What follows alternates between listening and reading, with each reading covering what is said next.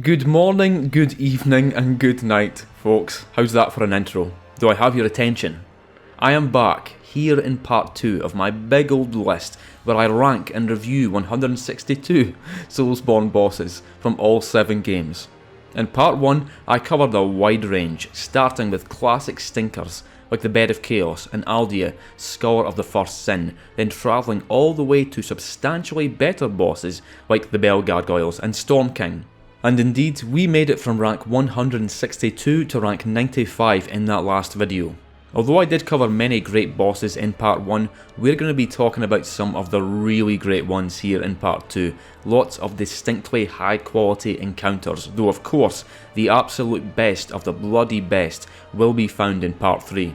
For anyone unaware of the specific rules, criteria and other assorted stipulations associated with the list, as your lawyer I'd advise you to check out part 1, please, because I can't be bothered going through them all again here in this intro. Before getting stuck right into it with number 94, please allow me to give a fond thank you to my beloved patrons, and with that being said, let's talk bosses. We've already covered the absolute shiter of a boss that was the gank squad way back at number 161, but there are another 2 bosses found within the Crown of the Sunken King DLC who are substantially better, and one of those is Alana, Squalid Queen. She's kinda like a mini version of Nishandra, but with an expanded moveset, not to mention being just much more challenging. I can deal with her pretty efficiently nowadays, but I absolutely struggled on my first playthrough of the DLC, like really struggled, and a big reason for that is that she can straight up summon Velstadt to the fight, multiple times in fact, on top of the magic she spits out, and it's really hard, and she's surprisingly tanky for a Dark Souls 2 boss. Mind you, on my most recent playthrough I got lucky, and she didn't summon Velstadt a single time. I just got the skeletons which aren't anywhere near as bad. Despite how bloody difficult it can be to keep track of multiple enemies at once here, this is a case where I think it works well. Alana's pyromancies really keep you on your toes while you're taking out her minions, and Dark Souls 2 is kinda short on actually difficult boss fights, and so I like this one. She also gets bonus points from me for the fact that there's a small chance that instead of summoning the skeletons or Velstadt, she'll summon a small pig instead. I hereby award Alana 5 bonus points because of the small pig. I've had very different experiences with the One Reborn, which has shifted it in position from being one of my favourite bosses in Bloodborne to one where my emotions are rather mixed. See, if you come into this fight well prepared at a high level with a good weapon and maybe even with a beast blood pellet for some extra damage, then you can end things very quickly due to the stagger potential of the boss, chaining charge attacks with visceral attacks for crazy damage. If, however, you are a wee bit underleveled and actually have to fight the damn thing, this boss can be nightmarish.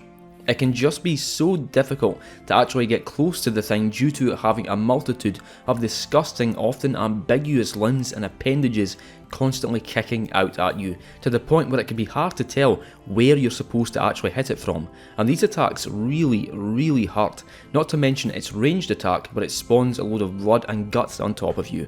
I always take out the maidens up above to begin with, but then this triggers the boss's second phase early, so even that comes with a downside. I completed a level 4 run of Bloodborne last year and had a ton of fun with it, but there were 2 bosses, just 2, that gave me an extremely difficult time. One was Gehrman, who must have taken me well over 100 attempts, and the other was the One Reborn, who took far less attempts but caused far more frustration. Even so, this is a cool looking boss, maybe the most disgusting design FromSoft has ever came up with, and it can be fun and cathartic battle with the right setup, but I can't justify putting it any higher on the list. I guess Fendrick shares some parallels with old King Awant, with them both being kings and being utter shadows of their former selves by the time you finally meet them, though in the case of Vendrick, the encounter is anything but easy. In fact, when you first encounter him after taking down Velstadt, his defense will be so absurdly high that your chances of actually defeating him are slim to none, though it is technically possible, just not advisable. Yet again, we have another Dark Souls 2 example where things you can do outside the boss arena have a real effect on conditions inside it, with Vendrick's defense stat dropping substantially for every giant soul you obtain, up to a maximum of 5, that being the number where his defense finally goes down to baseline.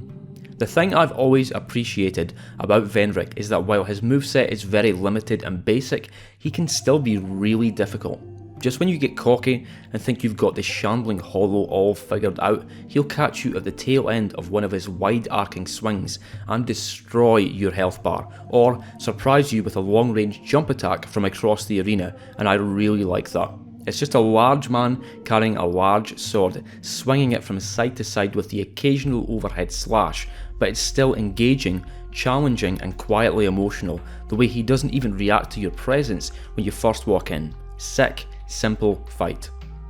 When someone says the words Anor Londo to a Souls fan, many of them will immediately think of Ornstein and Smough, the terrifying guardians who prevent the way to Princess Guinevere, but let's not forget about Gwyn's other child, the Dark Sun, Gwyndolin. You can gain access to him by becoming a member of the Darkmoon Blades or by taking out Guinevere, but I personally always just go the route of getting the Darkmoon Seance Ring from the catacombs and passing beyond the fake statue of Lord Gwyn before barging rudely into his unique and memorable boss arena. The first bunch of times I attempted Gwyndolin on my first playthrough went really badly, because if you haven't figured out that you're supposed to seek shelter from his attacks and then dodge roll through the strong magic attack, he can end you remarkably quickly, particularly with his knife projectiles. Mind you, once you work out this strategy, the job is half done, because as elusive as he may be with his teleporting tendencies, Gwyndolin does not have all that much HP. The boss is a great deal simpler than many others that fell lower down in the rankings, but even so it's built on a solid idea and executed well, and I'm really glad that this boss is here because it does a lot to add to how awesome a level Anor Londo itself is. One aspect of Dark Souls 2's gameplay that has attracted well-deserved critique over the years is just how difficult the levels are in comparison to the bosses, in large part due to the extent to which the game enjoys throwing multiple enemies at you at once, and how unpleasant it feels to fight multiple enemies at once in this game, and few areas throw as many enemies at you at once as the Shrine of Amana, though the Scholar of the First Sin version of the Iron Keep also thoroughly takes the piss a bit. Jesus. Despite the difficulty of the level leading up to it, the boss itself really ain't so bad in comparison, but it is a boss that I like. Super grotesque design, and there's something profoundly ambiguously disgusting with the way it peels its outer layer to reveal its skull-like visage. Many of its attacks involve flopping its weird arms out at you, as well as its water projectiles, but my favourite is the one where it rears up to its full size before belly flopping down at you. I like it for the same reason I enjoy the appearance and attacks of the curse-rotted Greatwood. Big, weird enemies with grand attacks just please me on some weird level. Apparently the painted world of Ariamis was the first level that FromSoft actually designed for Dark Souls, and it really shows, though I do mean that in a good way. It's very dense and intricate, with myriad secrets and treasures for those willing to look for them. The final boss of the level is Crossbreed Priscilla, located in a circular arena, beyond which lies the exit to the painted world, back to Anor Londo. Of course, even after getting to the end of the level, past bone wheels and undead dragons, you don't actually need to fight Priscilla. You can just leave her be as she requests, and return to the land of the living. But I'm here to kill bosses and chug Estus, and I'm all out of Estus. That's not true, I have 6 left actually. Priscilla has the rare ability to turn totally invisible, a trait shared by a certain baby from Dark Souls 3, and this can make the fight particularly challenging when you don't understand how the hell to work out where she's going to attack from, especially when you take into account the bleed build-up from her Life Hunt scythe. Awesome weapon by the way, at least when used in conjunction with a blood shield and a blood bite ring. Of course, the trick is to watch out for footprints in the snow and then strategically position yourself for an attack, because she really doesn't have all that much HP, though this has the adverse effect of making it difficult to cut her tail off for her dagger without actually killing her. I feel similarly towards Priscilla as I do towards Gwyndolin. It's a great fight with a simple mechanic for the player to figure out, and the encounter as a whole carries a lot of essence, for lack of a better term. The beginning of Bloodborne is mercilessly difficult for new players of the game. Even with me having been a very experienced Dark Souls 1 and 2 player at the time, I remember getting absolutely rocked by all the villagers in central Yharnam, and no wonder when you consider how many of them there are and how much more fast paced the combat is when compared to those first 2 Dark Souls games, especially the second one. The first mandatory boss of the game is Father Gascoigne, but before that, at the end of the Great Bridge, you are introduced to the source of that scream heard earlier when climbing the game's first ladder. It's the Cleric Beast. I'll tell you what, for a first boss it's pretty freaking tanky, even more so if you chose the Threaded Cane as your starting weapon instead of the stronger Saw Cleaver or Hunter's Axe. The Cleric Beast isn't some basic bitch of a boss with a handful of attacks either. It's got a fairly complex moveset, complete with grab attacks and buffs, and you might even find that you need all of those 20 blood vials to take it down. Of course, I earlier praised the Phalanx boss from Demon Souls for how much it encourages you to use firebombs and turpentine to make that fight easier, and a similar thing is done here where you could use oil urns and Molotov cocktails to make that big health bar more manageable. Although a bit tricky, the Cleric Beast is still a very appropriate boss for the Central Yharnam level. At this point in the game, things are still somewhat comprehensible with the theme of beasts and blood, and so what better opening boss than an especially formidable beast, and leave the whatever the fuck this is until much later. As violent, bloody and frankly insane as the opening beats of Bloodborne absolutely are though, things become a bit more eerie in the Cathedral Ward where you encounter the church servant type enemies, looking more pale and strange than bestial, but the first proper anomaly for many people will likely come just outside Odin Chapel as they get lifted up into the air and crushed by some invisible force. Of course, there is a monster responsible for this, though it doesn't come into full view until much later. It's an Amygdala, a lesser Amygdala to be precise, and one which can't be directly fought. The boss version comes later at the end of the optional level that is the Nightmare Frontier, a level that a lot of people really don't like, it turns out. Like almost any boss, my first instinct upon seeing this thing leap down was to run up and start whacking its most easily accessible body parts, those being the legs, because for most Soulsborne bosses, it tends not to matter where you actually hit them, it'll do the same damage regardless. That strategy does not work for Amygdala though, with its legs taking paltry damage. The real targets are its arms, and particularly its head. This can be pretty difficult though, and even awkward, because it means you need to bait out certain attacks and then run in for a couple of hits and hope for a stagger. Amygdala does seem to have a bit of an AI flaw though, but it's not difficult to bait out its easily dodgeable jump attack for some free hits to the head, and sometimes it will even just spam this attack if you position yourself just so. I mentioned before with the last giant fight from Dark Souls 2 that I get very excited when I see bosses rip their own arms off, because it's just cool and sick and gnarly, and so you can imagine my delight when this happens. Now that's a sick move. This Amygdala does not give a fuck. It does make it a bit harder to hit the arms though, because the ripped off arms don't take damage of course. This can be a tricky fight, but it's nothing crazy, though I still have nightmares about the defiled Amygdala within the Chalice dungeons where you only have half max HP. That might be one of the most brutal encounters in all of Soulsborne. People who've fought it will know what I mean when I say that. This boss is located in a Dark Souls 2 level that you never even need to set foot in. Same with Hyde's Tower of Flame actually, though the home of the Flexile Sentry is No Man's Wharf, specifically the ship. One of the things I like most about the Flexile Sentry is just how weird it looks. In fact, it took me a while before I even realised it was some sort of double lizard thing, and there's not really another enemy in the game that looks anything like it. It's a shame that the item description for its soul tells you next to nothing about it. As well as its intriguing appearance, the Flexile Sentry just has a really cool, slick moveset, and I love how it changes depending on which side is facing you, and how you can get yourself any one of its three weapons with its soul, either the Warped Sword, the Axed Sword, or the Barbed Club. Say what you want about Dark Souls 2, but it has so many cool weapons to choose from, and it makes beating a boss all the more exciting when you know that you can get its weapon, or weapons. This battle also has a kind of subtle feature where the longer you fight this thing, the higher the water in the arena will rise, to the point where your mobility gets restricted, though I think most people beat it long before that actually happens, so I guess it's kind of pointless, but I still appreciate that it's there. The intro cinematic to Dark Souls 1 is sick, we can all agree on that. It excites and ignites the imagination with all its mysterious talk of dragons, gods, souls and darkness, and I found the way it introduces the important figures like Gwen and Seath to be really effective at making you want to know more about them. But of all the characters shown in that cutscene, the one I was most initially compelled by was Nito, Grave Lord Nito. What a cool design for a character, or monster might be more accurate seeing as how it doesn't have any actual dialogue.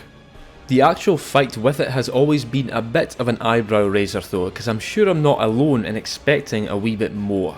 Nito itself looks awesome in the fight and very creepy, spooky, but the main source of challenge doesn't really come from Nito. It comes from the smaller skeletons who will simply revive when killed, and certainly the larger ones at the back. Thankfully though, you can avoid aggroing the larger ones if you don't move back there, and you can even counter the resurrection aspect of the smaller ones by using a divine weapon. And even more thankfully, there is friendly fire for this boss fight, with Nito's miasma attack often hurting its bony mates more than you.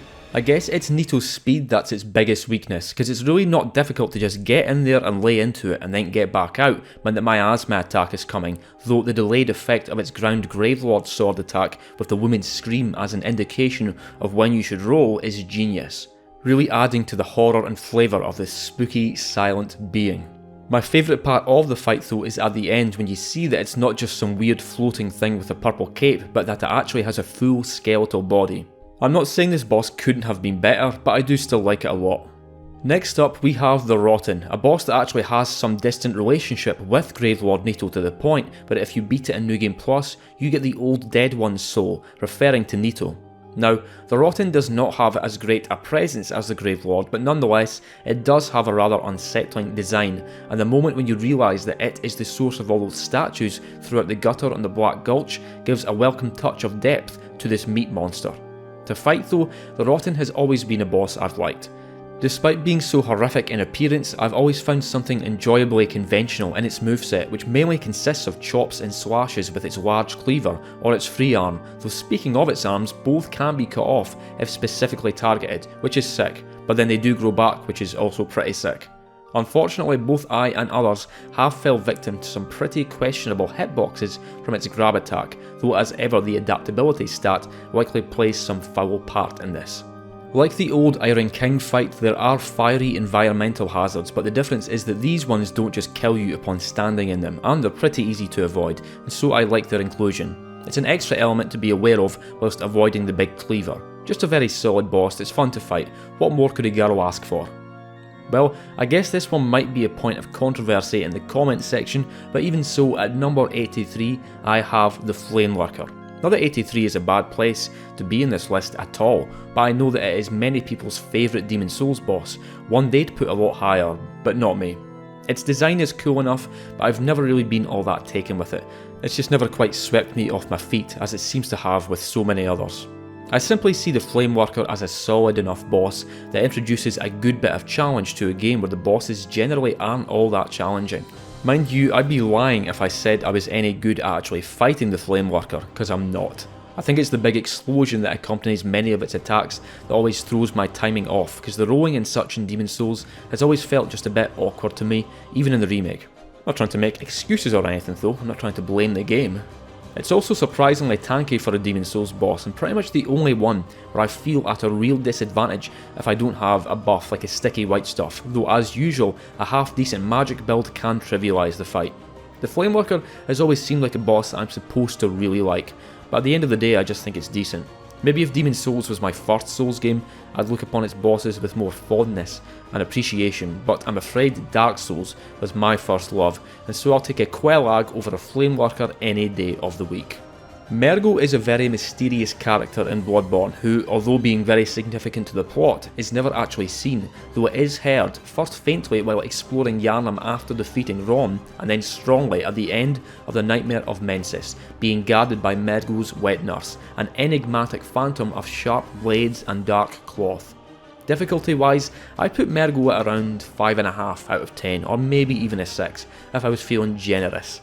And the main reason this score isn't higher is because of one specific attack, that forward blade flurry thing. It's just way too easy to punish. Her other attacks are far harder to deal with off-putting timings and massive damage, but I've always felt that her difficulty was overly compromised a bit to the point where it's not that hard to take her out before she even makes it onto her second phase, like I did here. The second phase is spooky though, the way it all goes dark as you desperately sprint around the arena trying not to get caught out by any of her attacks, all the while Mergo continues to cry in the background, at least until the nightmare is slain. Despite the difficulty issue, Mirgo's Wet Nurse is a very solid boss, though there is something a bit unsatisfying about the lack of a blood spray that occurs after hitting her, compared to the literal rain of blood that occurs after killing some rancid beast. Finally! We had to get literally halfway down the list before I saw fit to stick an Elden boss in here.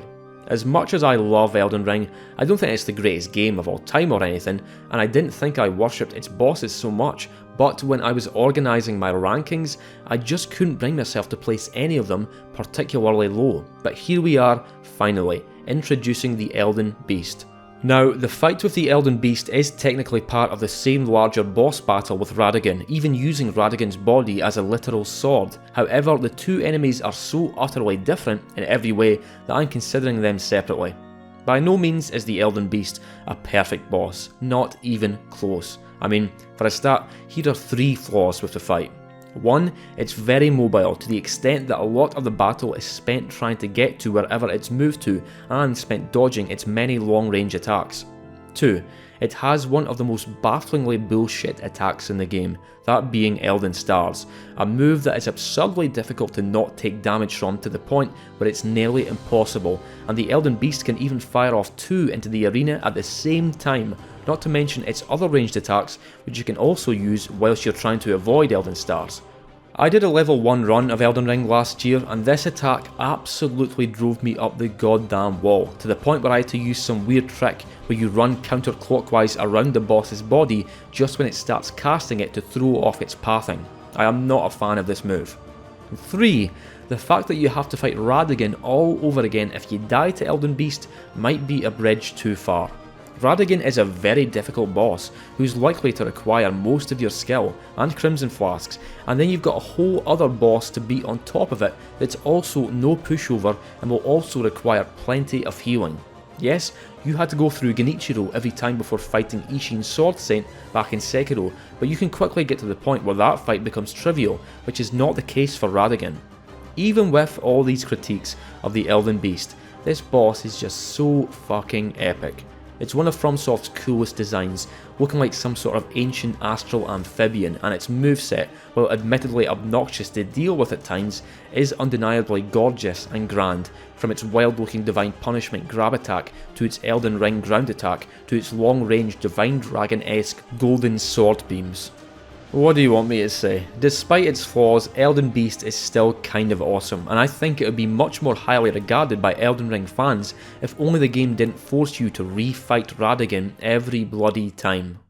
Over the years, I've had quite a mixture of opinions on dragon bosses in Souls games. I mean, it makes sense when you consider the kind of shitty ones like the Ancient Dragon, or even the Ancient Wyvern, which I personally enjoy considerably more, but when it comes to the Black Dragon Calamite fight, it seems you either love it or hate it. I guess the two common characteristics of most dragons are the reason for this, those being that they tend to fly around a lot, preventing you from actually being able to hit the fucking thing, and also that they're able to breathe fire over large swaths of the arena, fire that can be difficult to avoid, and both of these factors are certainly true of Calamite. On my first playthrough of the Dark Souls DLC, I had a fairly challenging time with the Sanctuary Guardian, and a difficult time with both Artorias and Manus, but Calamite was on another level. I just could not deal with its fire breath attacks. I found it so difficult to get out of the way in time, and when I took damage from them, it was very big damage. Its telekinesis grab also always used to get me, despite how desperately I try to roll away from it, and of course that comes with a unique calamity status where you take double damage for around a minute after. Sheesh. The fight's not impossible though, obviously, and there are strategies to deal with all of Calamite's attacks, but even after all these years, I am never confident when descending down this ladder into the valley below, and this is one of Dark Souls 1's hardest bosses. But it's also a pretty great boss, and along with Hawkeye Go, it heralds in one of the single greatest Soulsborne cutscenes. By the time you come across the Regal Ancestor Spirit, it's highly likely you'll already have faced off against the regular Ancestor Spirit, a near identical boss which takes place in an identical arena, though it's not till beating the Regal variant that a remembrance is given.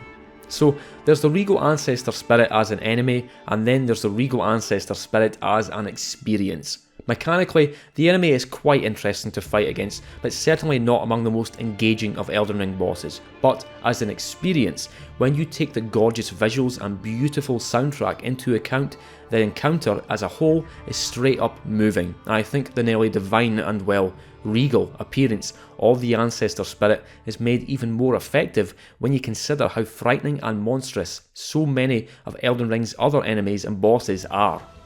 Visuals aside though, this boss can pull off some interesting moves, like how it has the ability to heal itself, and the way it learns new attacks based on which ghost animal it revives from throughout the fight, and that mechanic of it dying and being reborn from a new animal really adds to the whole, I guess, emotional flavour of the boss.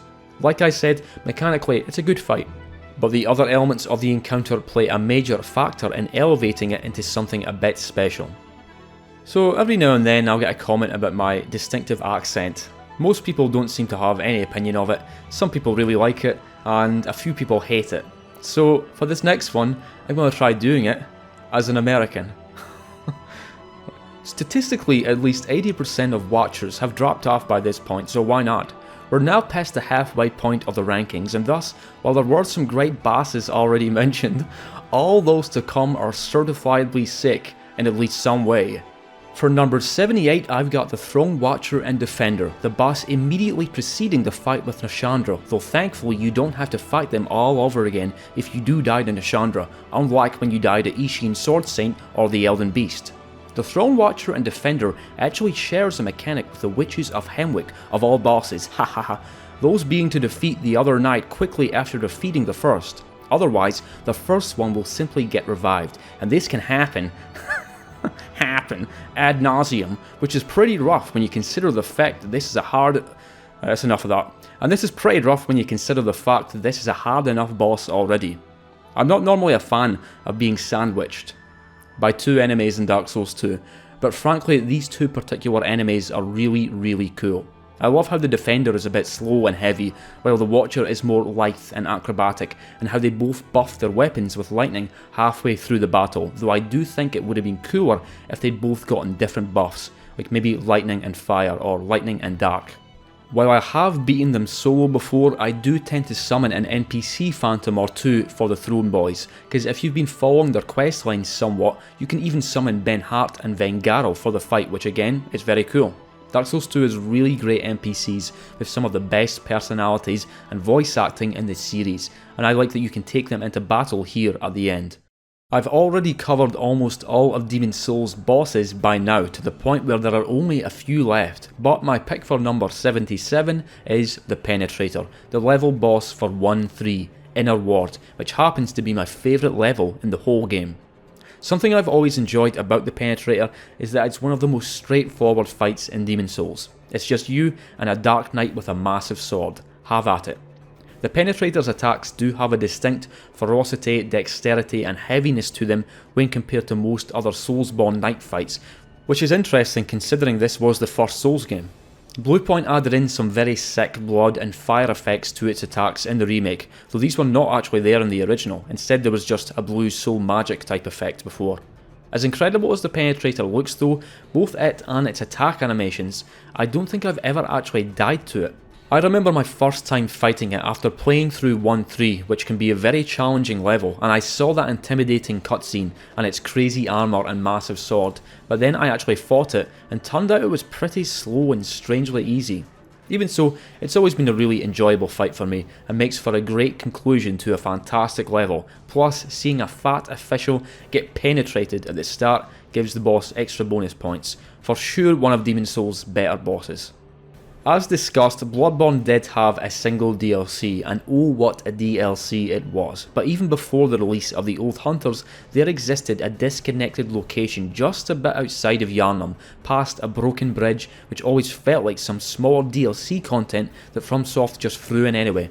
I'm talking about Forsaken Castle Cainhurst, and for number 76 I'm talking about the decrepit boss who sits sentinel on its lofty rooftops, Martyr Logarius. If you've been conversing with Alfred throughout your journey, then you'll already have a bit of background on the violent animosity between the Executioners and the Vile Bloods, and why the leader of the Executioners, Martin Logarius, might be waiting up here, half frozen and seemingly dead before reanimating and commencing one hell of a rooftop boss battle. Though take care to not, die, because the run back is a bit of a bitch. Martin Logarius is one of those bosses that absolutely pummeled me on my first few attempts because of that awkward attack where he sends a red arcane skull out which you think you've avoided before he triggers it to explode into a larger skull with an even larger AoE, damaging the inexperienced player, like me. Many of the boss's attacks do revolve around these distinctive red projectiles, particularly in Phase 1, though you can of course gain similar powers yourself through the use of the Executioner's gloves.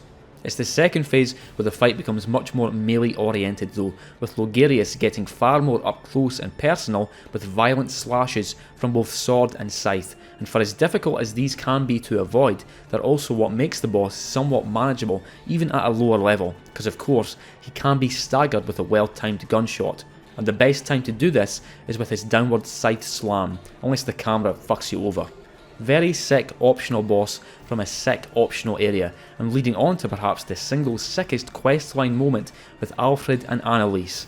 Alfred, you sick bastard. Sin is the final of 3 bosses from Dark Souls 2's Crown of the Sunken King DLC, and another dragon enemy, one that I've always really enjoyed fighting.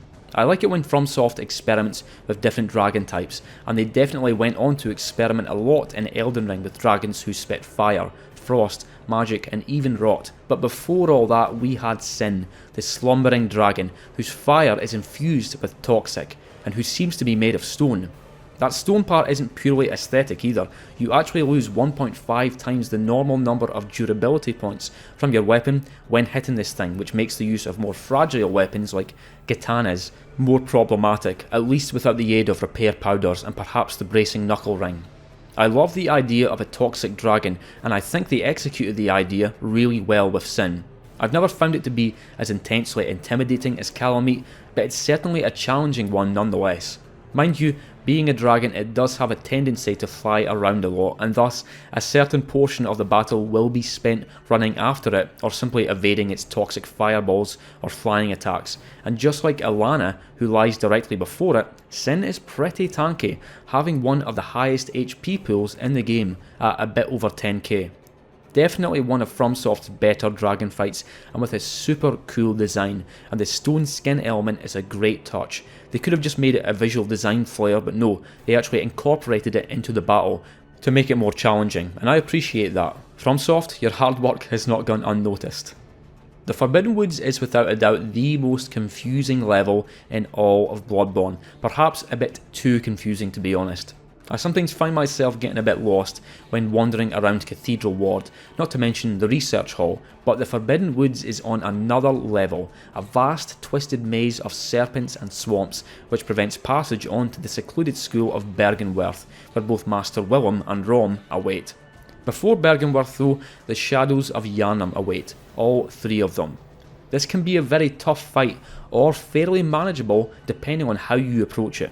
If you spread out the damage between all 3 without actually taking any of them out, then their second phase can be a nightmare to manage, with the fireballs coupled with those high damage long range serpent strikes. Furthermore, while the obvious play does seem like go for the one spitting out the fireballs first, this is what was tripping me up on early attempts at the shadows, because this enemy with the mace is actually the easiest single one of the 3 to handle at the end, to the point where its AI kinda breaks when it's on its own and within melee range.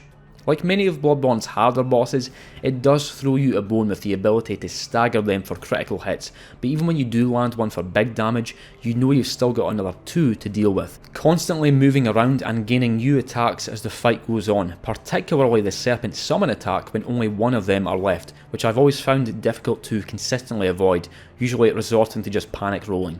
Although the Shadows of Yharnam seem a wee bit lame initially, looking like just another 3 human-sized enemies who you even see repeated somewhat later in the Nightmare of Mensis, this is a great fight that's really well done, and the different weapons and attacks which they all have make for a challenging, well-rounded and fair battle. As I regretfully stated in my last video on the best and worst Soulsborne levels, Mibu Village is my least favourite level in Sekiro. I don't think it's bad, but I just don't really enjoy playing through it all that much due to the whole respawning enemies thing that kind of pushes you to just run through the village rather than taking your time. But I am a big fan of the level's boss, the Corrupted Monk. I've heard of people being kind of disappointed with this encounter, even being disappointed with just how easy it was for them, but me myself personally, I've always found this to be a difficult fight. Unlike most bosses in the game, the Corrupted Monk has just one health bar, meaning only a single death blow is required. But the catch is that it has a lot of health and a lot of posture, and furthermore it will straight up block most of your attacks, meaning that you need to choose your moments to attack it rather carefully.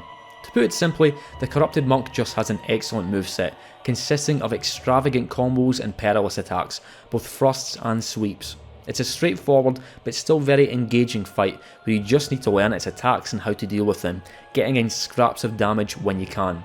Of course, with it being an apparition type enemy, Divine Confetti works very well for extra damage, as long as you haven't already used all of it up on the Headless. But if you want to be really cheap, then it's actually possible to aerial deathblow it at the start of the fight with the use of the firecrackers. Folks, listen, before you grab your pitchforks and torches for me not putting the Burnt Ivory King higher, please hear me out.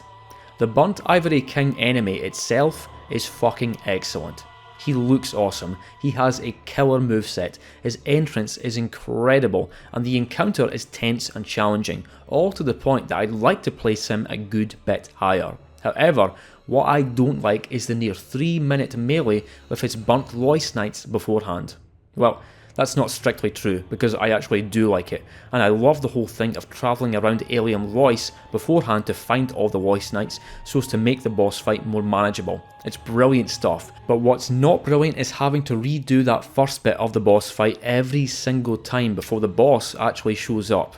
It's great the first time, okay the second, but then every time after that I just wish the game would let me fight the goddamn boss without having to go through the whole rigmarole every time. It's like having a crappy boss run back, except you can't run through it. You need to fight these things each time, and sadly it just mars the overall experience for me. Unless you beat the boss first time, then it's all good, I suppose. We've been through the Guardians of the first Bell of Awakening, the Bell Gargoyles, and they make for a pretty formidable encounter, sure, but at the same time, things are still bright and familiar and even sunny up here, on top of the Undead Parish. But if you travel down into Lower Undead Burg, and then the Depths, and then Blighttown before travelling to the ominous entrance to Quellag's lair, guarded by boulder-throwing enemies through a poison swamp, well, the sun has long since been left behind. Solaire would hate it here. Although the idea is that Quellag is a half-woman, half-spider, this is a remarkably outlandish visual design for a spider, having way too many eyes and being half engulfed in flames.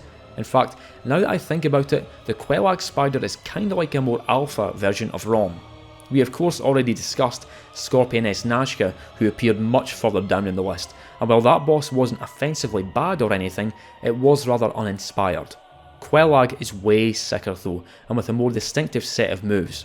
She has her slashes, sweeps and thrusts with her flame sword / spear of course, but the spider portion makes frequent use of lava attacks, which remain on the battlefield, restricting where you can freely roam throughout the fight, but also giving you the ample opportunity to get in there and attack, though whenever you do get a bit too eager and excited and stay in for too long, what am I talking about again? There comes that massive damage AoE attack, telegraphed by Quellag flopping down her torso.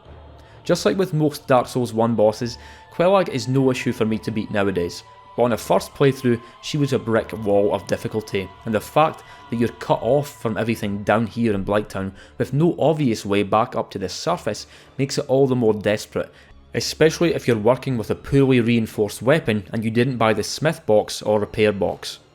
For a while, and for me, the old Demon King was kinda like the Dark Souls 3 version of Pinwheel. I know that sounds weird considering they could not be less similar, but what I mean is that I'd usually leave the Demon Ruins and its boss until the late game, even though that level is accessible before even getting to Irithyll. And so by the time I would venture down there, I'd usually just walk into the arena, take the boss down quickly and easily, and then get the hell out of dodge, making for a pretty forgettable boss. However, turns out if you take on the old Demon King earlier on, this could be a hard fight. Certainly not among the hardest that Dark Souls 3 has to offer, but one that I've certainly died to a few times. Its attacks do really high damage, have massive range, and every now and then it will send fireballs down from the sky, forcing you to take shelter behind the huge stacks of demon corpses. Mechanics and everything aside though, I think that aspect might be this boss's strongest, aspect. Dark Souls 3 is of course a profoundly apocalyptic game, centering around the end of fire and the end of the world, and by this point in time, even the demons have nearly all died out to the point where there are only a handful of them left in the entire game, either wandering aimlessly or being surrounded by their dead kin, as is the case with the old Demon King, and this is all done really well. The encounter even has a similarity with the Sith fight from Dark Souls 1, where it becomes significantly less powerful towards the end and can barely fight back. Now, I'm not saying I was fighting back tears or anything here, but nonetheless, FromSoft did succeed in making me feel sorry for a demon, and for that, and for the actual mechanics of the fight, the old Demon King deserves a placement above so many others. The true final boss of the Iron Keep is of course the old Iron King, not to be confused with the old Demon King who I just covered, but before that awaits the Smelter Demon, an optional boss in fact. I guess it just has one of those movesets that really appeals to me. It doesn't seem to have a huge array of moves or anything, but they are large, sweeping and scary, especially in the second phase where it plunges the sword into its flaming core for extra damage and extra range. I'm not the biggest fan of mandatory damage in Soulsborne bosses though, and while the fire damage that comes from standing close to the Smelter Demon can be avoided by using ranged attacks, I don't much like being punished simply for trying to get close to the boss so that I can actually, attack it. Even so, this is a great enemy, and despite the fact that its moves are kinda slow, it is still challenging and tense. Its design is also fairly distinct from most other enemies in the game, because although it's called a demon, it's really just a monstrous hunk of iron which was imbued with the soul of a demon. It's more like you're fighting a demonic machine than an actual creature, kind of like the Iron Golem from Dark Souls 1. The actual route to Ebritis is quite easy to miss.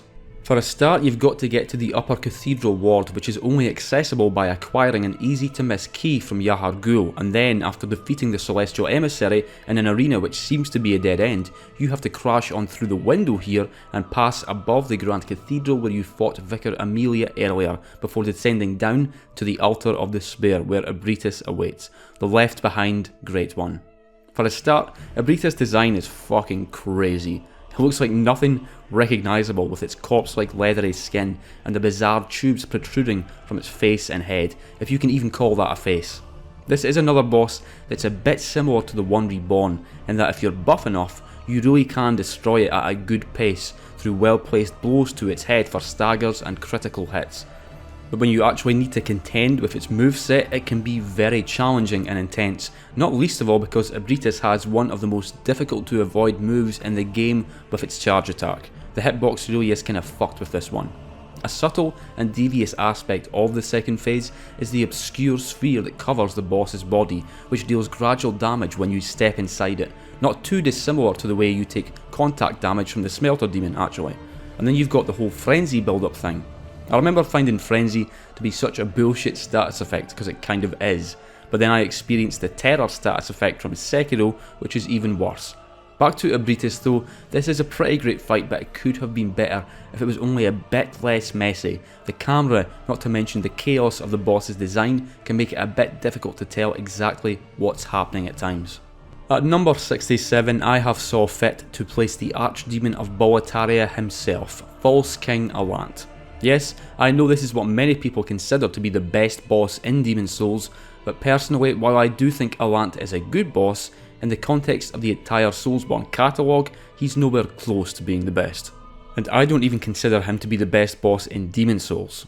It really is a straightforward fight with a dude with a sword, but that's not a bad thing at all. In fact, that's really all you need for a great boss fight.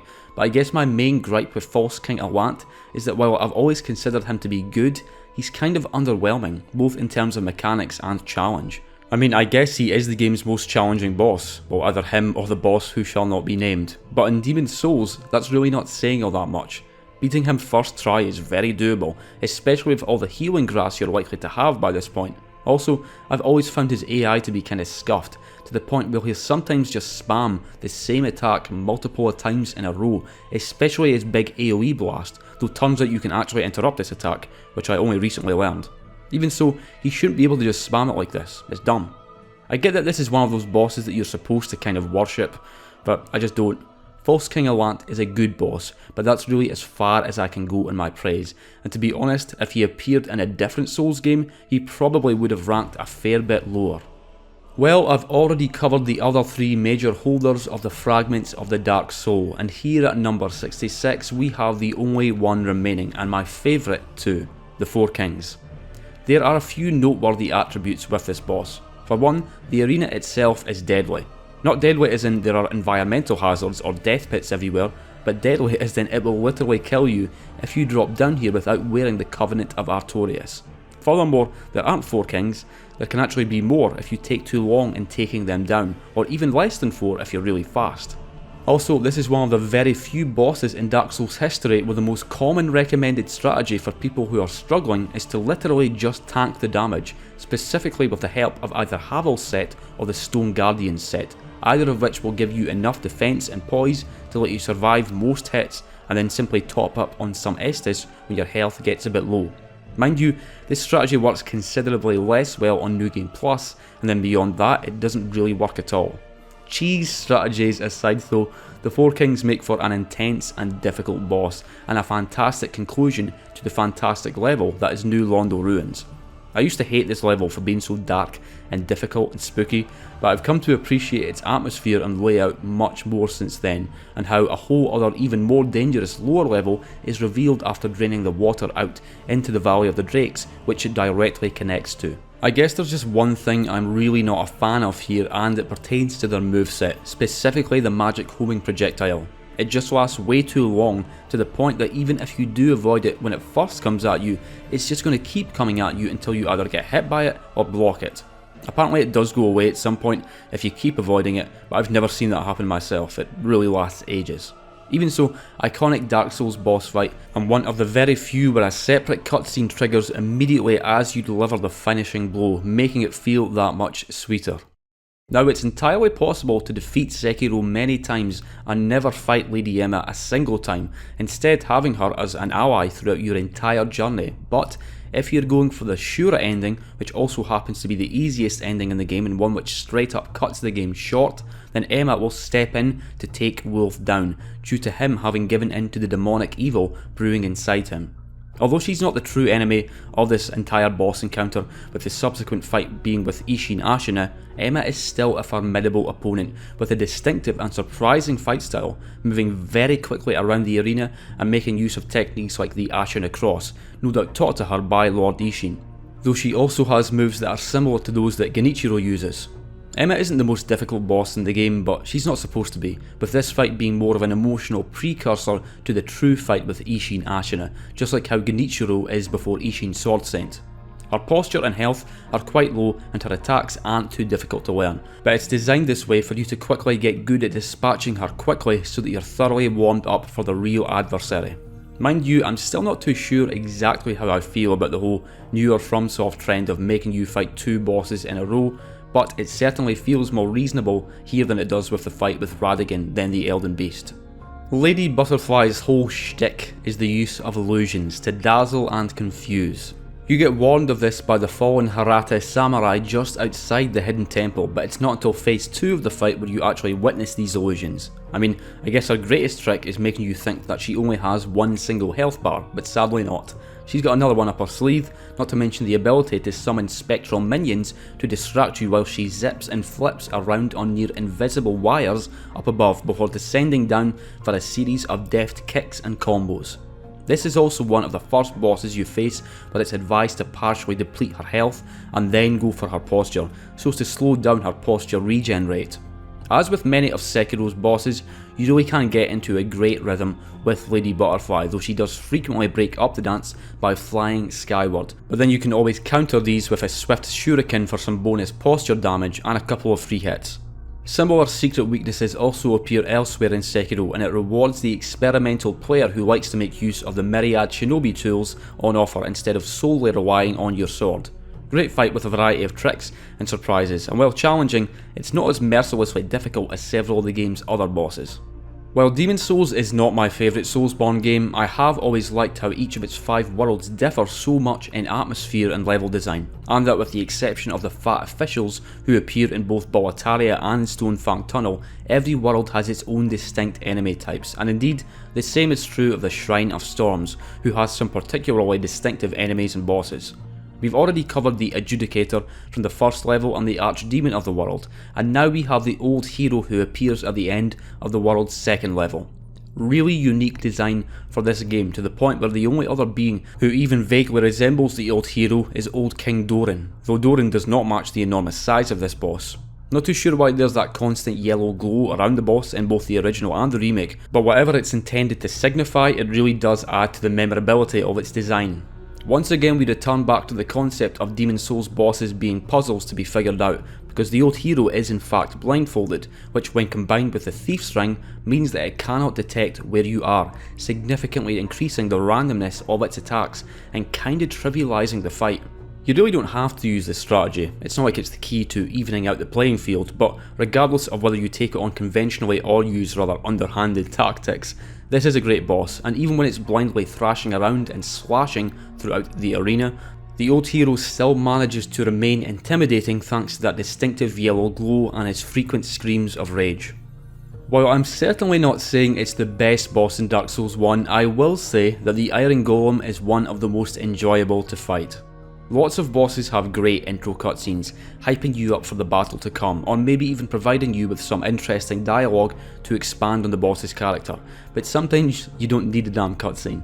Sometimes all it takes is for you to walk into the arena and see the boss and the hype is there, and that is absolutely the case with the Golem, standing sentinel at the other end before initiating combat with an air projectile from its Golem axe.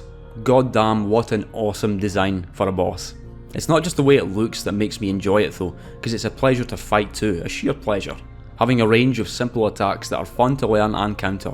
At first, you might think that the optimal approach is to just walk through its legs every time, but then it has that attack where it shuts its legs and locks you in for the follow-up axe attack. My favourite thing about the Iron Golem experience though is how heavy it feels, and I think that is one of the things that makes Dark Souls 1 bosses have so much more presence compared to those found in the second game. They just have such a size and impact to them, even the way the ground shakes every time the Iron Golem attacks here. It doesn't really matter that it's not very difficult because it's a great boss experience nonetheless. Of course, just like how there's the option for a cheese with the Ceaseless Discharge fight, the Iron Golem also has a major weakness: balance.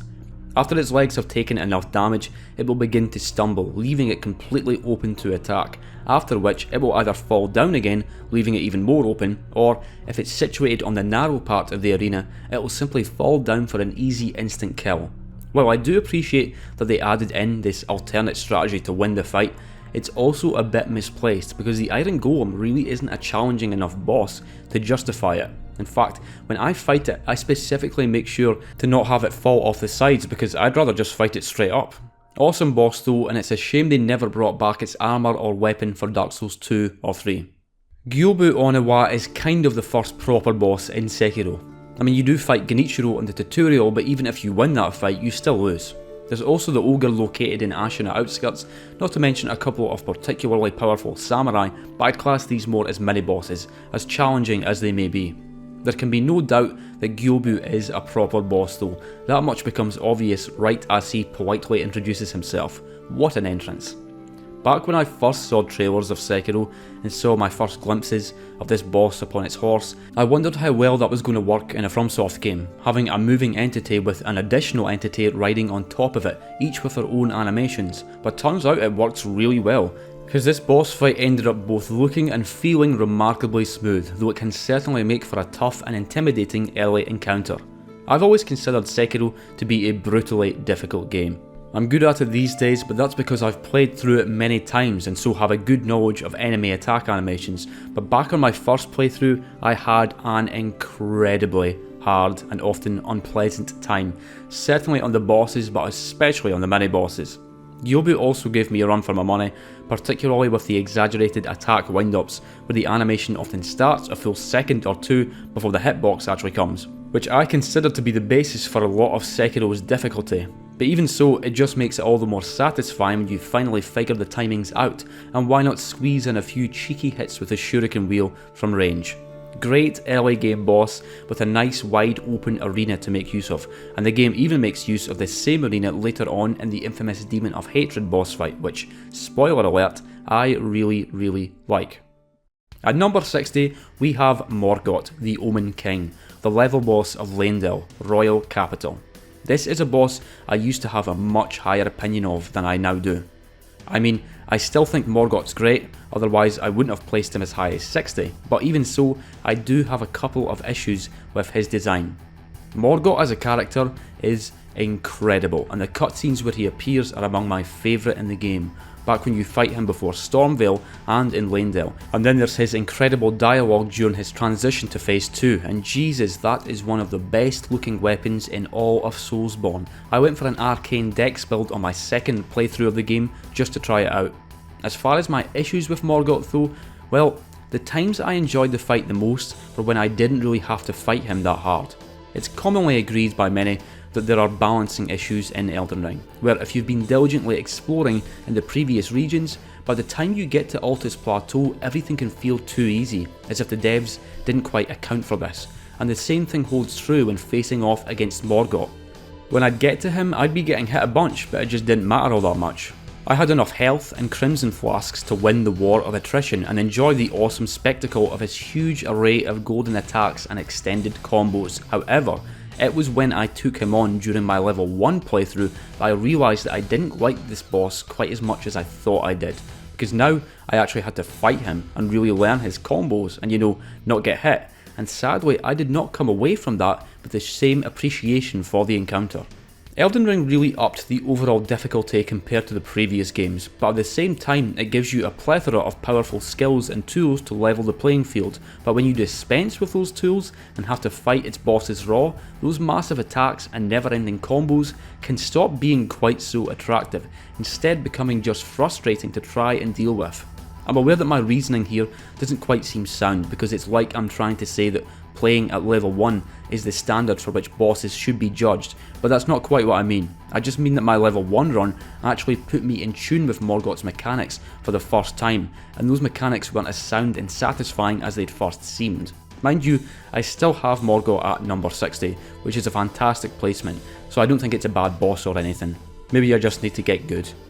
I imagine some people might be quite surprised at my choice to place Vort so high in the rankings. I mean, he's only the second boss you fight, being found in the High Wall of Lothric. He's not especially challenging, and I guess he's really just not a boss you even hear about all that much. But even so, I think very highly of Vort. For a start, awesome intro cutscene. The way he quietly appears from this pale portal right behind you, stalking through it, dripping with some foul ambiguous fluid, coarse hair sticking out through the cracks in his armour. Super cool stuff, and I really think he has one of the best visual designs in all of Soulsborne. It's this messed up perversion of the form of a dog, and the way he still has several human elements to his appearance, like having actual hands for a start. It's the player's first encounter with the Frost status effect too, which was brand new in Dark Souls 3, and I love the way his eyes start glowing blue in phase 2, and how he just goes wild, violently charging around the arena and throwing out streams of frost breath. Vort really isn't a complex enemy, and he's unlikely to take even a brand new player too many tries to beat, but he's just an excellently designed boss. The High Wall of Lothric is a brilliant opening level, but one of the best parts of it is that I know I get to fight Vort, a boss with an awesome theme, a super cool design and fun attacks that are enjoyable to punish. I'm there to have fun when playing the Souls games, not to be made fucking miserable by some boss I feel like I'm fruitlessly banging my head against, so condemn me if you must, but know this, I do not regret placing Vort so highly. He's a good dog, he's a good boy, he's my boy. My pick for number 58 is one of the only two examples in all of Soulsborne where a choice you make in the boss's first phase affects what happens in the second. The other example is of course Ornstein and Smough, but here we have the Demon in Pain and Demon from Below / Demon Prince, the first boss of the Ringed City DLC. The Ringed City comes in two major portions. You have the actual Ringed City where most of the bosses are fought, but before that there's the Dreg Heap, a greatly expanded and even more apocalyptic version of the place where you do battle with the Soul of Cinder. Before getting to travel to the Ring City though, in the derelict remnants of Firelink Shrine awaits two particularly anguished and ferocious demons. This is a fight against two enemies, though you can summon Gale, which for me is advisable, because this is a long and difficult battle, though also an example of a 2-on-1 fight done well. It is not an overly chaotic melee like the Headless Apes fight, or a poorly balanced shitshow like with the Godskin or Valiant Gargoyle duo, but instead the enemy AI actually acts appropriately here, and that even though you can summon help, this encounter was clearly designed to be fair when taken on alone, with plenty of openings to punish their moves and the fact that they're both not equally aggressive at all times. Taking on two ferocious demons at once might seem challenging enough already, but then in its seriously awesome phase transition, the demon you killed last will transform into the Demon Prince, also determining which special attacks it has. You can see I killed the demon in pain last here, and so I got the version with the massive fireballs, but if you take down the demon from below last, it will send out exploding lasers instead, and holy fuck, it all looks and feels so dramatically awesome. This boss is very challenging, not least of all because of the collective amount of HP everything has here. In fact, I think this overall boss encounter technically has the second highest amount of HP in the game, after Yawn, coming in at over 21,000, though it doesn't really feel like that when actually playing. Like most of Dark Souls 3's bosses, the demons feel very finely tuned difficulty wise. It's hard and definitely intense, yet it never takes me more than a few attempts, and you know what, I kinda like that. Sometimes it's nice to not have to die to a boss at least 20 times before eventually learning all of its moves and combos. Dark Souls 3 contained many references and callbacks to the first game in the series, and while some complained that it was done a bit excessively, I still enjoyed many of these moments, but by far the biggest self-reference came at the end of Irithil of the Boreal Valley, when things start to look a wee bit familiar, and you think, is this? No. And then you travel up the elevator and realise that you are slap bang in Anor Londo all over again, though things are considerably less bright and grand now, with the noble royal sentinels who guarded the castle before now replaced with foul deacons of the deep, and in place of Ornstein and Smo, Aldrich, Devourer of Gods, now awaits.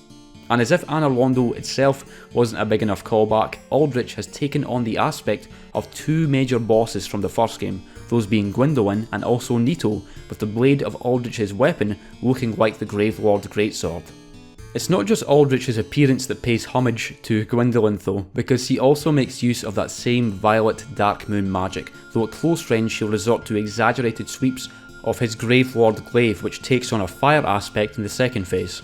Aldrich does teleport around the room a bunch, kinda like the Crystal Sage, appearing to launch a few attacks and then relocating, though I still find it satisfying. I just really like slashing at the disgusting sludge that makes up its body, though in this particular battle I tried using Pyromancy and ended up wiping it out in little over a minute.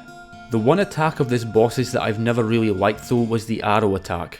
It's not completely bullshit or anything, but it reminds me of the Godskin Noble's rolling attack, where it just goes on for a bit too long. But then I guess that just adds to the difficulty of the fight, not that it's really one of the game's hardest fights or anything. As discussed, Lady Emma is the penultimate opponent to close out the Shura ending of Sekiro, but after she has been mercilessly dispatched, Isshin Ashina steps up. Of course, for the other endings, it's Isshin's sword saint who Wolf does battle with, Isshin in his absolute prime, the greatest swordsman in the land, but here we're fighting an old man ravaged by illness. That does not mean he's a pushover though, because this is still a difficult battle, mortal illness or not. Most of Isshin's attacks are ones he also uses in his Sword Saint form, but here the techniques are that bit more grounded and conventional. Well, up until he starts causing pillars of fire to appear from the ground in his second phase anyway, a feature which does not happen at all when fighting his true form, though frankly I'll take the fire nonsense over his spear nonsense any day of the week. It really is difficult to talk about Isshin Ashina without comparing him to his ultimate version, because this ultimately is a weaker version of him, but even so, as a final boss for the bad ending, he's perfect, and it makes for a pretty sad ending for an amazing character. I consider Leech Dragon Fortisax to be the third greatest Soulsborne dragon battle, and again it's a dragon with a twist, and I like that. We've already gone through Sin, the slumbering dragon from Dark Souls 2, who made use of Toxic, but Fortisax utilises fire, red lightning and deathly Deathblight. I'm a big fan of all the different variants of elements that Elden Ring has, especially when it comes to all the different types of flame, though even with lightning, you have regular lightning, ice lightning and red lightning, the lightning of the ancient dragons, which brings us to Fortisax.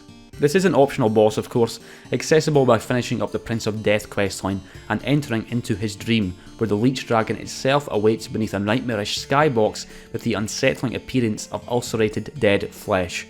Before we even get into its attacks, by golly, this is one gnarly looking dragon, appearing partially blackened and corrupted by its own deathblight, and the constant presence of that distinctive red lightning adds to the spectacle all the more. Speaking of the lightning, this boss fight does have a rather unique mechanic where you have to keep moving, otherwise you will be damaged by periodic red lightning fulminations which follow you wherever you move, and it adds a real sense of urgency to the battle. And then there's the occasional clouds of deathblight which get thrown out, which means instant death if that meter fills up. Then you have the ferocious attacks by Fortisax itself, ranging from bites, claw combos, flying attacks, fire breath and more. The first time I fought Fortisax, I was actually a wee bit disappointed because, well, for a start, I didn't know the boss existed before, it being my first time playing the game, and so by the time I did eventually take it on, I was a wee bit over leveled, and I didn't really feel like I was properly experiencing it. If you take Fortisax on earlier though, it's way more challenging and frantic, and I think it's the second best dragon fight in the game. Anyone who's thoroughly beaten Elden Ring can probably guess who I think is the number 1 dragon, but I won't be mentioning that ancient creature until much later. I've done low level runs for 3 FromSoft games now. I've done a level 1 run in Elden Ring, a level 4 run in Bloodborne and a level 1 run in Dark Souls 3, though I did only take on the main story bosses in the latter case. Of those bosses, there were only really 3 which gave me proper grief. There was the Soul of Cinder, Dancer of the Boreal Valley, and my pick for number 54, Pontiff Sulyvahn. Even on a regular run though, this has always been a very hard fight for me, always guaranteed to take a number of attempts before I finally managed to take him down. Sulyvahn has all bases covered with his attacks. He's fast, has great range, has really long combos, does great damage, and he even has a phase 2 where he creates a clone of himself which even after being defeated can simply be respawned again. It's a really difficult fight, and I think it's one of the hardest in the game, to the point where, unlike most other Dark Souls 3 bosses, I've never really gotten comfortable with fighting him. It's always a desperate struggle. I know some folk make use of parries, which he is completely vulnerable to, but try as I might, I've never been able to get remotely good at parrying in Dark Souls 3, even on basic enemies, never mind fucking bosses. The duplication aspect of the fight does seem a bit unfair at first, but it is cleverly done, where his mimic simply does whatever Sulyvahn does himself, but with a second or 2 delay, and so while it is undoubtedly difficult to manage, you at least know what's coming. The Pursuer is another example of a relatively simple boss who I just find really fun to fight. You can first fight him around midway through the Forest of Fallen Giants, where he abruptly drops in via a bird, and thus does the fight commence. It's done in a pretty unique way too, because although this isn't technically a boss fight, if you beat him here, you do get the full soul reward as well as his boss soul and his ring of blades, and the boss arena further ahead will be completely empty, though you do only have one chance. If you die here, then he will never come back to this specific location. Furthermore, the Pursuer does of course turn up elsewhere in Drangleic 2 in more of a mini-boss capacity, though this was enhanced in the Score of the First Sin version where he appears much more often. All those interesting features aside though, the Pursuer is a highly enjoyable enemy to fight. It's a big knight with a big shield and a big ass sword, and that tends to be enough to keep me satisfied. Whereas the last giant located earlier in the same level makes for a nice easy opening boss, the Pursuer is a decent bit trickier, probably requiring some more level ups before taking him on, though there is always the option of using the ballistas to remove a massive chunk of his health. I prefer fighting him the old fashioned way though, because I just really enjoy dealing with his moveset. And he's one of those enemies where when you learn him well enough, you can simply move to avoid some attacks without even having to dodge, and this feels extra satisfying to pull off. Despite how straightforward the Pursuer appears though, there is some hidden depth to its moveset. If it manages to land its Curse Impale attack, its appearance will change slightly, with dark gas emanating from its armour, even giving it access to a couple of new curse based moves, and this is the sort of thing I really appreciate in a boss fight, secret attacks or rare moves that most people might never even see. So this might be another controversial one, though I'm sure it won't be as controversial as my next entry. The original Smelter Demon, the one faced in the Iron Keep, already placed very favourably in my list, coming in at a highly respectable 69. But a boss that I enjoy even more is the Blue Smelter Demon, found within the Crown of the Iron King DLC. When this DLC first dropped, people spoke highly of it, as they did with all three of Dark Souls 2's DLCs, but they did not speak quite so highly of its optional boss, which was apparently just a reskin of the Smelter Demon, now with a blue flame instead of red. Well, it is a reskin and with differently shaped horns, but there's more to this boss than a mere palette swap. What they essentially did here was take the regular Smelter Demon, which I already like, and make it way deadlier. If you do go into this fight simply expecting the same enemy, but with more health and higher damage, well yes, you will get that, but on top of that, it fucks with your expectations by adding in delayed attacks. Sometimes it'll seem like a combo's ended before it will throw in another hit, or it'll do a jumping sword plunge attack and remain in position, so you go up to punish the attack before it throws out a big AoE blast. It's not a whole new boss or anything, and they didn't exactly flip the concept of the Smelter Demon on its head, but even if it is a repeat of sorts, I love fighting this boss and it's damn hard too. Of course, I can't go without mentioning the horrible boss runback leading up to it, and in fact, I'm only just now realising that 3 of the worst runbacks in the game are specifically for the optional bosses from each of the 3 DLCs. That aside though, yeah, it's horrible, to the point where I don't believe I've ever actually bothered to fight the enemies in the Iron Passage. It's just a shitty, chaotic area to move through as quickly as possible, though the fact that there's a magic caster who casts a spell which specifically slows you down make this more of a pain in the arse than it perhaps needed to be. Even so, it's really not all that difficult to run through once you know what to expect, and unlike with Lud and Zalin and the Gank squad, the Blue Smelter Demon is actually well worth fighting. Okay, here we go then. It's Malekith, the Black Blade. Well, I guess I better make my case for why I didn't put him significantly higher. Let me start by saying that I love Malekith's first phase with the Beast Clergyman. It's one of those fights that I found very tough at first, before gradually coming to really enjoy it, as I learned how to deal with its many attacks, both ranged and melee. In fact, if I was ranking the Beast Clergyman alone here, I would probably have put him at around the 30 mark in my ranking. However, after the Beast Clergyman comes into his true form, Malekith, the fight is completely transformed, becoming far more intense, challenging and downright explosive, and to tell you the truth, it's just way too much for me. Ever had a boss that you just never get better at? You fight it again and again, and maybe even look up boss guides on YouTube or recommendations for optimal builds, and yet you just can't seem to be not shit at fighting it? Yeah, for me that's Malekith. I know his attacks can be avoided and punished, but they nearly always get me, in particular his Black Flame explosion type moves, not to mention his insanely high damage sword attacks, which is pretty much all of his attacks. Honestly, I'm not saying Malekith is a bad boss, because otherwise I obviously would not have put him as high as number 51. What I'm saying is that I don't enjoy fighting him, and back on my very first playthrough, when I met Malekith, was about the time where I started to feel rather alienated by Elden Ring's difficulty. Mind you, there is the option of using the Blasphemous Claw here, which acts as a special parry for certain of his attacks, and all I can say is thank God this is here, because I fucking need it. Malekith was quite a difficult boss for me to place, because I do acknowledge that if I was better at fighting him, he'd probably be way higher up, but as it is, this is an encounter I dread getting to, and when I do eventually take him down, my relief comes more from the knowledge that I don't need to fight him again, rather than me having had a fun time. I think a lot of people were pretty disappointed by the fight with Yorn the Giant, and I guess I can see why.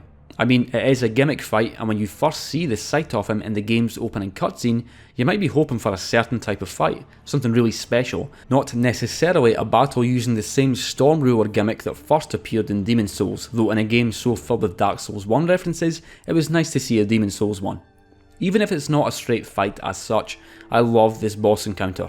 You simply charge up the Storm Ruler for a few seconds, after which a powerful Wind Blast attack can be unleashed, dealing major damage to Yorn and even staggering him a bit if you manage to get a headshot. It's mechanically simple and this isn't a very difficult fight, but even so, I just think it works super well. Jorn looks incredible and his attacks are terrifying, especially in phase 2 where he becomes embered and everything starts to burn. There is massive tension when you're holding down that charge button and he's running right at you for another downward slash with his enormous machete, and because of this it's cathartic as hell when you unleash the attack and deplete that giant health bar bit by bit. Mind you, the Storm Ruler is technically optional here, you don't have to use it, though I do find it to be a more engaging method of combat than attacking his legs 300 times. Folks, in my book, Dark Eater Midir is the second greatest Soulsborne dragon, and oh my, what a badass looking dragon it is, even more so than Fortisax. It's like its very scales are composed of crystallised darkness, which of course makes sense with Midir being the Eater of Darkness, to the point where its fire breath also does additional dark damage, being coloured with a distinctive black tinge. Midir is also kind of a special one for me in a way, you could say, because it's one of the very few Soulsborne bosses that I initially just gave up on. I loved the Ringed City DLC when it first came out, and with difficulty I managed to beat its 3 bosses. Then I found out there was another boss I still had to take on, the same dragon I'd earlier knocked off a cliff, where it now awaited in its enormous underground lair, Dark Eater Midir. I must have attempted it a good 20 to 30 times, but I just could not make any progress. It wasn't even like I was slowly getting better, I would just get levelled every time by both its melee attacks and its dark infused fire, and so, like a bitch, I gave up for 6 fucking months. I did eventually come back though with a clear head and finally managed to beat it, though I think I had to look up a few YouTube tutorials first. Although there is another Soulsborne dragon I think ranks higher, Midir is the most ferocious. Every one of its attacks has such a dark, maddened rage to it that is designed to intimidate you. I think my initial error when facing the boss was to do the usual thing and hug its legs, but this just failed every time, usually getting me burnt or slammed to death.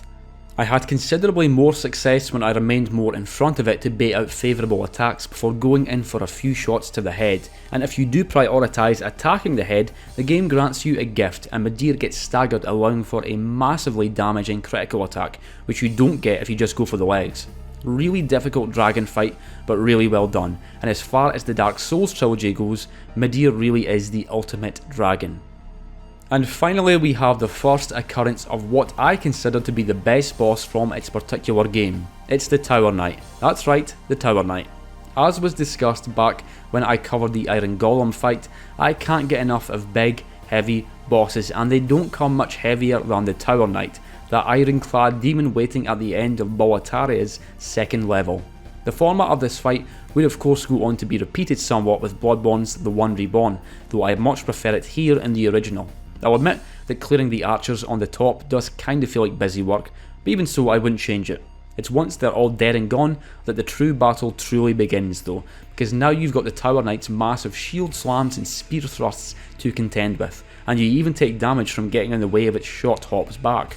All of its attacks are super slow and very well telegraphed, but they remain super dangerous to the point where if they connect.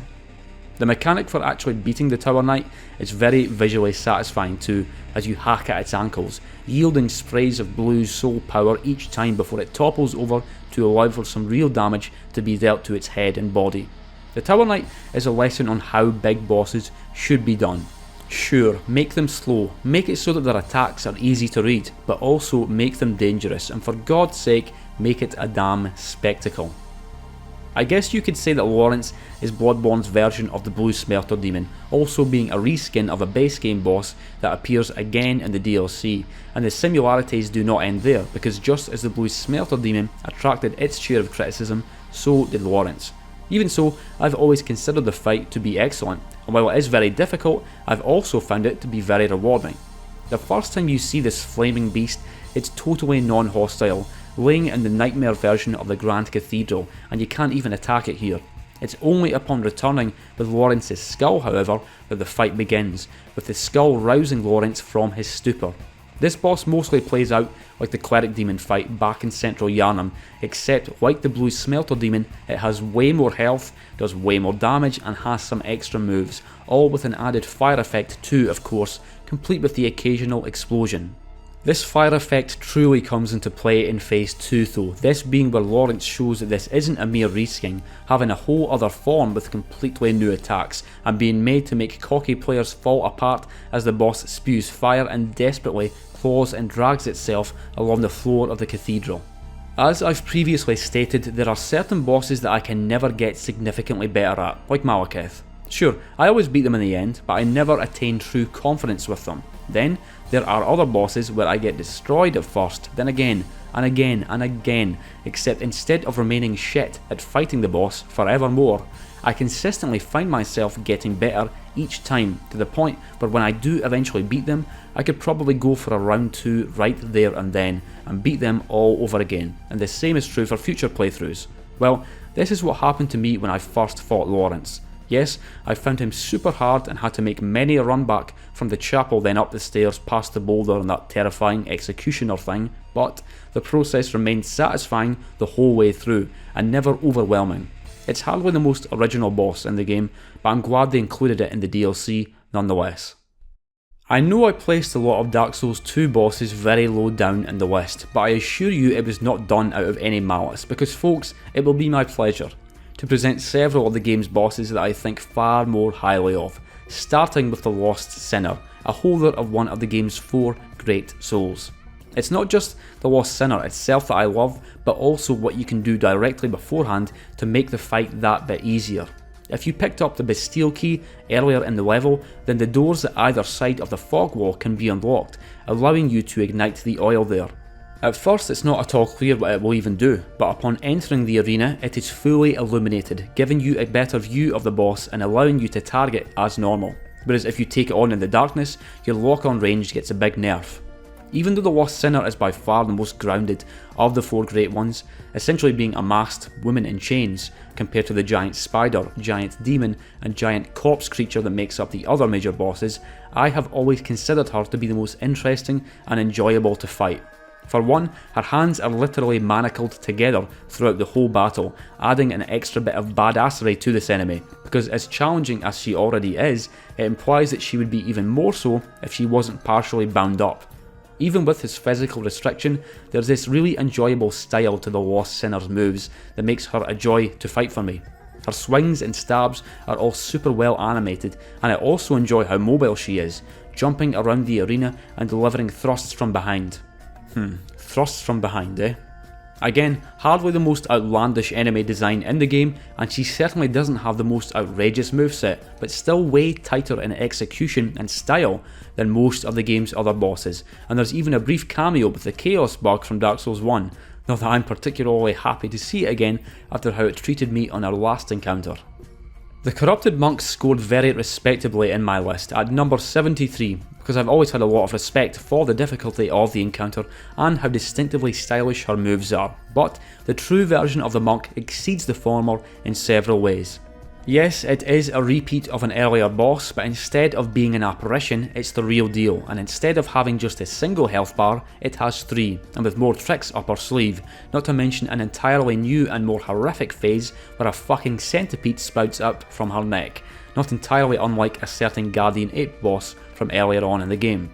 The first phase really is very similar, if not identical, to the last time you fought the boss, though the arena is far more distinct, taking place on a bridge, and there are even grappling points to hook onto for more advanced evasion tactics. These grappling points come in really handy for the second phase though, whereupon the monk casts a thick fog throughout the arena and all but disappears, making you wonder what the fuck is coming next, but this can be used to your advantage, allowing you to straight up aerial deathblow the boss, cancelling out the second phase entirely. I'm not sure how intentional this was, or whether it counts as a cheese tactic, but in any case it feels damn good pulling it off, and plus she has 3 whole health bars anyway, cut me some slack. It's the third phase which demonstrates so much of what I love about Sekiro though. See, when I first saw the trailers and such for the game, sure, I was looking forward to it because it was a FromSoft game, but I wasn't entirely taken by the setting. To me, it looked like it was going to be a more grounded and maybe even historical type of game compared to Dark Souls and Bloodborne. But as ever with these games, First appearances can be deceiving because Sekiro gets into all sorts of disturbing and grotesque territory, especially when it comes to the subject of immortality, specifically immortality via infestation, which is sickeningly demonstrated in the corrupted monk's third phase. She still retains much of her dexterity and acrobatic skills here and lashes out with, if anything, an enhanced ferocity with her naginata. Except now the twirls, slashes and stabs are interspersed with disgusting, terror-inducing vomit attacks, complete with maniacal screams, and even the music becomes significantly more twisted to mimic the twisted corruption of the monk. Just a brilliant fight with a terrifying enemy, all set within a beautiful arena lying just before the game's most memorable level, Fountainhead Palace. When discussing the fight with Morgott at Leyndell, I mentioned that while my opinion of that boss remained quite high, it was partially soured after taking it on at level 1, and I did acknowledge that this was a bit of an unorthodox way to judge how good a boss is. However, my pick for number 44, Estelle, is an example of a boss where I started out with a not great opinion of it, and then ended up with a significantly better opinion after fighting it at level 1. Before that, to me, Estelle was a boss with one of the coolest, craziest visual designs in the game, with its terrifying skull face which covered the large darting eyeball beneath. But then you have its long tail which looks like some weird collection of coloured space debris in the form of an elongated stinger, and then there's its enormous facial pincers and its long translucent wings. It looks amazing, except I'd never quite enjoyed actually fighting the damn thing, but then nor did I tend to have that much trouble doing so. The fights tended to be messy, but I'd get the job done. On level 1 though, there is no messiness allowed. I had to learn its attacks exactly. I had to learn the correct position and timings, and I had to know when to get in close and when to back the hell off. At first, this was a painful process, and if anything, it made me like Estelle even less, but again, we have a case where I'd find myself getting a bit better every time, gradually understanding the boss and getting more confident, and by the end of this whole process, when I finally beat the boss at level 1, I held it in significantly higher regard. In saying that though, even though there were attacks that I thought were bullshit to begin with before getting much better at handling them, like its radiating ground shockwave attack, I never quite figured out the asteroid attack it does around halfway through the fight. I'm sure there is a way to consistently avoid it, but it always seemed a wee bit random to me, and as such I never really figured it out. Gimmick fights, gimmick fights, gimmick fights. The Soulsborne games have many of them, but they do have their place, and as discussed throughout this video, there are plenty that I like very much. One of the absolute best, however, comes towards the end of Sekiro in the Divine Realm. It's the Divine Dragon. The first phase of the battle is just with loads of these really weird and sickly looking old dragons of the tree who devolve into fits of poisonous coughing throughout the fight, at least before you progressively take out several at once with repeated death blows, after which the Divine Dragon itself appears. This whole encounter really is a visual and musical feast. Although you can die to it, it's clearly not meant to be especially challenging, and to me, the fight with the Divine Dragon is more of an experience than any sort of conventional fight. Only at the very end do you even make physical contact with it, with a primary means of damage beforehand coming from projectiles of divine lightning from the strange tree root grappling points, at least if you manage to dodge or deflect the dragon's vertical and horizontal slashes. The soundtrack that plays here is not only the greatest in the game, but one of the greatest in any FromSoft game. And then just as Wolf gets blown away on screen after doing enough damage, the soundtrack blows you away even more, upping the emotional intensity to outstanding levels as you desperately try to make your way closer to the dragon again as it desperately throws every last attack at you before Wolf is propelled higher than ever before for one final bolt of divine lightning. After which, all that's left to do is collect your gracious gift of tears and then leave this divine being in peace. The Divine Dragon is very different in aesthetics, feel and scale to near every other FromSoft boss, and to be frank, this whole encounter is beautiful. In fact, you could even say it's divine. At number 42 we have the Looking Glass Knight, formerly known as the Mirror Knight. Sure, it's another dude in armour with a big sword, but it's the shield where things take a bit of a twist here, because as inferred by the boss's name, it uses an enormous mirror to block damage. That is one strong freaking shield too, blocking out 100% of your damage, and due to its massive size, you need to work that extra bit hard when it comes to good positioning.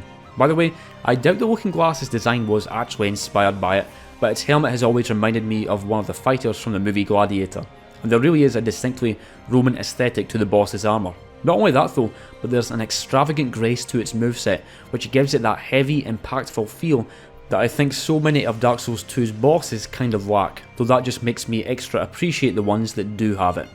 I've already discussed the PvP aspect of the Old Monk and Half-Light fights from Demon's Souls and Dark Souls 3, two fights that I don't look very highly upon, but that same PvP idea is here again for the Looking Glass Knight, where you could end up fighting against a player-controlled phantom who will dramatically burst out of the enormous mirror shield. Just like with the other such bosses though, although a cool feature, the PvP aspect just isn't something I ever make use of, and so while it is worth mentioning, it doesn't really affect my rating. PvP or no though, the Looking Glass Knight is just one of Dark Souls 2's many excellent fights with a big dude in armour. As much as Dark Souls 1 is filled with demons, dragons and half-mad hollows, it also isn't afraid to toy with softer elements too, like the aforementioned Moonlight Butterfly, which really is just a pleasure to behold. But as well as its aesthetic shifts, the game also takes emotional ones, especially when fighting the old companion of Artorias, Great Grey Wolf Sif. The sombre undertones of it might even be missed on you at first if you're not too clued up on the relationship between Sif and Artorias, but this is of course the grave of the fallen Wolf Knight and the reason why Sif attacks you in the first place, so as to defend it. Though, if you come here after first defeating Artorias in the DLC, you get an alternate cutscene where Sif detects the scent of his former friend, making the encounter take on a bit of a different, even sadder tone. I love that they went in and added a new cutscene for an earlier encounter, especially seeing as how they would have had to get the voice actor for the wolf back in studio. Like many fights from Dark Souls 1, this one is iconic. I mean, it's a huge wolf with a sword between its teeth for God's sake, what's not to like? Sif's placement all the way over here in Darkroot Forest is quite interesting because there's really no strong reason you need to go into the Darkroot region at all for most of the game. In fact, now that I think about it, much of this level is optional, including the Moonlight Butterfly fight and the basin area with the Hydra, though I'm sure lots of players encounter Sif quite early on if they decide to venture into the dark, mossy jungle from the Undead Parish, at least if the Titanite demon doesn't scare them off. If you do encounter him early, he can be a huge pain, not least of all because there's like one bonfire in the whole of Darkroot Forest and it ain't particularly close. But personally, I usually only take him on after Anor Londo to get the Covenant of Artorias ring needed for the Four Kings. Sif doesn't necessarily make for the most mechanically satisfying fight, especially as how the most effective strategy kinda is to try and remain underneath its soft belly to avoid its forward slashes and flips, but that doesn't really matter. It's still a great encounter with an awesome looking enemy, and like the old Demon King from Dark Souls 3, Sif becomes enfeebled when nearly dead, and straight up starts limping, favouring his injured left paw, and it's so sad.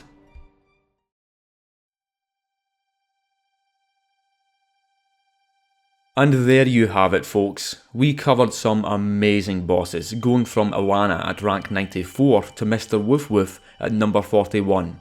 As you'll have heard, I like lots of different bosses for very different reasons, which is why you've seen me place bosses like Vort ahead of Morgott, though who knows, if you were to ask me again a year from now what my list is then, it might look very different, which is the way it should be I think.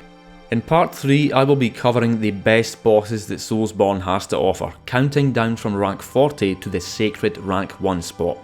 Not only will the bosses in part 3 be FromSoft's best, but many of them will be the absolute hardest, though as you'll see, by no means do I think that higher difficulty equals higher quality. Before I depart, I shall again give a fond thank you to my kind patrons, and lastly, cheers for watching and cheerio.